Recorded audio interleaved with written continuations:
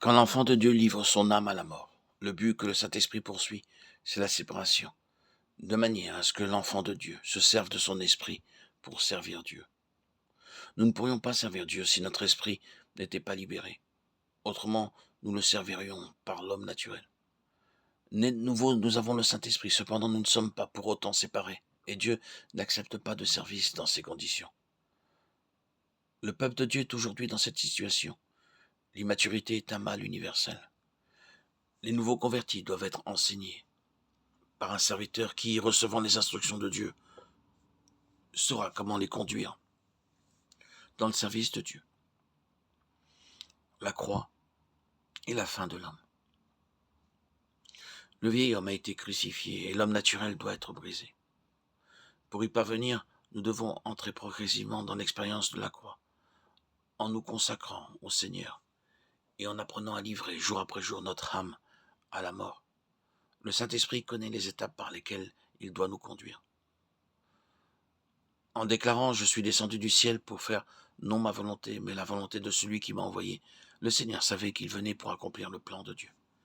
Mais quant au déroulement, il était entièrement dépendant de Dieu. Il a vécu sur ce principe.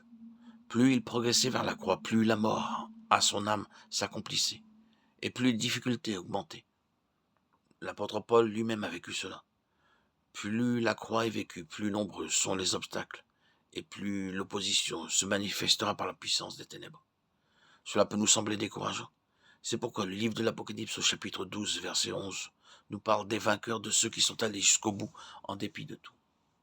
Ils l'ont vaincu à cause du sang de l'agneau et à cause de la parole de leur témoignage. Et ils n'ont pas aimé leur vie jusqu'à craindre la mort.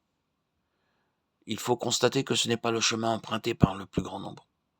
On ne sait pas tout ce qu'implique et demande la croix. On ne l'apprend que progressivement. La croix est au centre du dessein de Dieu. C'est par la croix que Dieu obtiendra finalement l'accomplissement de son dessein. La prière du Seigneur, chapitre 17 de l'évangile de Jean, est en relation avec l'unité, afin que tous soient un, comme toi, Père, tu es en moi, et comme je suis en toi, afin qu'eux aussi soient un en nous. Parce que le monde croit que tu m'as envoyé. Je leur ai donné la gloire que tu m'as donnée, afin qu'ils soient un comme nous sommes un. Que tous soient un. C'est une mesure très élevée que le Seigneur demande au Père. Si tous les enfants de Dieu rassemblés dans les belles assemblées demeuraient ensemble et se réunissaient chaque jour pour chanter des cantiques et prier, nous ne tarderions pas à rencontrer des difficultés se manifestant par l'affrontement de caractères et de personnalités différents. L'explication de ces difficultés provient de ce que le peuple de Dieu vit encore dans son âme et de sa vie naturelle. Et la vie éternelle, qui est pourtant le privilège de chacun, n'est pas utilisée. Ne soyons pas étonnés des conflits que rencontre le peuple de Dieu. L'unité implique de vivre de la vie de Dieu. Il est utopique de penser que l'unité existe dans le peuple de Dieu. Nous sommes en contradiction avec l'ordre divin, esprit, âme et corps.